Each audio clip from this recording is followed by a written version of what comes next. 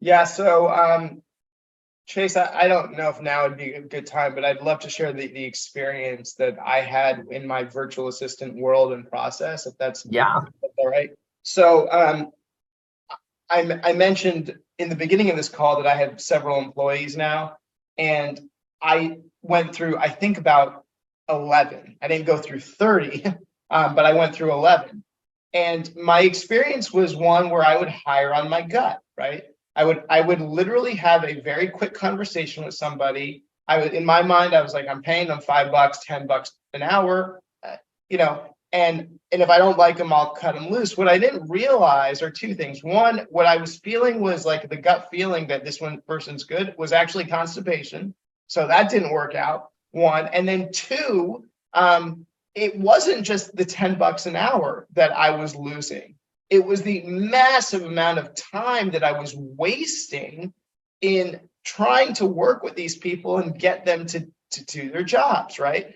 And so when I met Chase, I still remember where we were in Cabo at I don't remember the name of the resort, for an EXP event.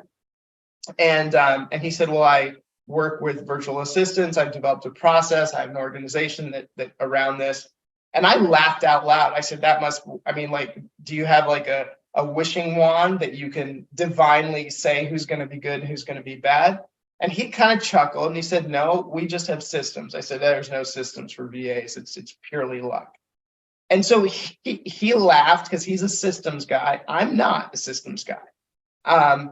And he said, well, who have you had that's successful and who have you had that's not successful? And I talked about Andrea, who's currently the VP of operations for my company. And she now makes a salary better than a lot of Americans, right? And she's in Colombia, okay? So he said, well, what are your systems? And I said, well, what do you mean? What are my systems? And what we came back to was I had no systems. So what I would do is I would hire somebody. I would say, hey, listen, I expect you to understand fully the real estate business. And I expect you to fully understand the real estate business in the US and the real estate business in Mexico, and just go do your job, right? And your job is to fully understand my systems, right? I don't care how smart somebody is. If they aren't trained, and I had no training, they're not going to win. They're not going to succeed. Imagine if you joined EXP or Keller Williams or any brokerage and you had no training. They just said, here's your license, go sell real estate. Most people would fail. 99% would fail. That's why every company has major training.